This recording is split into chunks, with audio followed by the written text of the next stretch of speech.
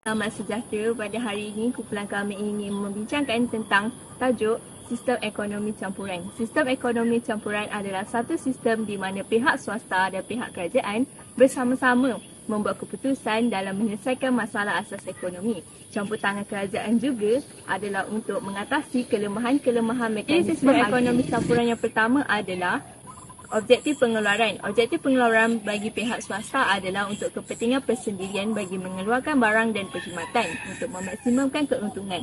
Manakala bagi pihak kerajaan pula adalah untuk kepentingan awam bagi menaikkan kebajikan dan kesamarataan. Kedua adalah pemilikan sumber. Sumber ekonomi dimiliki oleh kedua-dua belah pihak, tetapi pihak swasta mempunyai kebebasan memiliki faktor pengeluaran dengan menentukan cara penggunaan faktor pengeluaran. Manakala pihak kerajaan pula menggunakan faktor pengeluaran bagi mengeluarkan barang awam. Ciri yang ketiga ialah persaingan, di mana pihak swasta bebas bersaing untuk mengeluarkan sesuatu barang atau perkhidmatan pada kos yang cekap.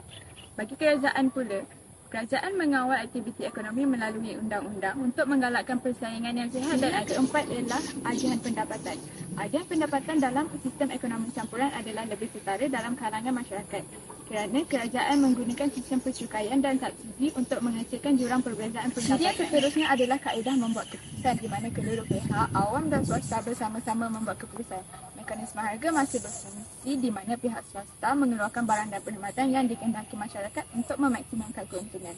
Kerajaan pula campur tangan dalam menyediakan barang awam. Nama saya Siti Nurul Datuk Campuran dan saya akan meneruskan pembicaraan tentang penyelesaian masalah asas ekonomi negara. Dia terbagi kepada empat. Yang pertama, jenis barang yang hendak dikeluarkan. Pihak swasta keluarkan barang berdasarkan permintaan dan kesanggupan membayar pengguna. Pihak kerajaan pula menggunakan jenis barang awam yang gagal disediakan oleh pihak swasta dan menggunakan undang-undang untuk mengaruh jenis pengeluaran barang yang dikeluarkan oleh pihak swasta. Yang kedua, berapa banyak suatu barang hendak dikeluarkan.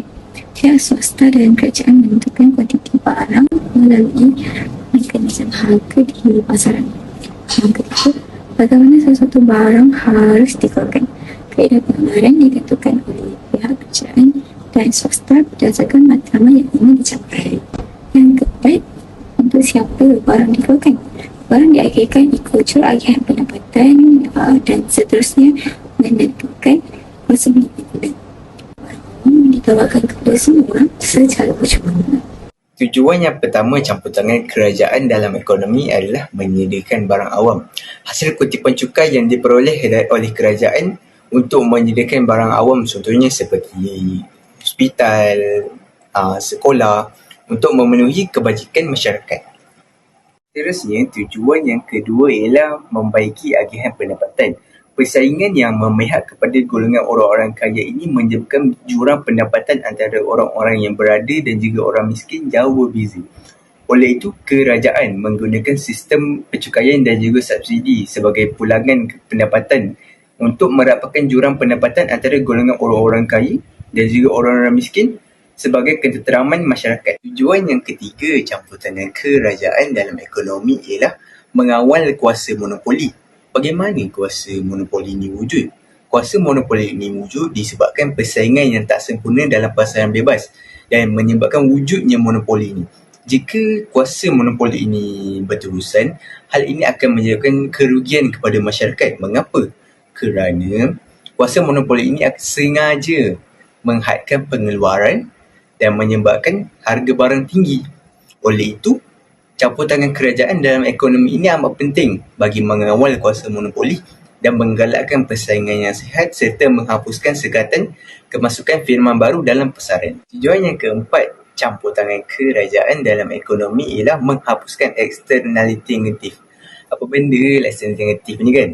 Eksternaliti negatif ini ialah pasaran bebas yang hanya mementingkan diri dan menyebabkan dan mengabaikan kos sosial serta merugikan masyarakat.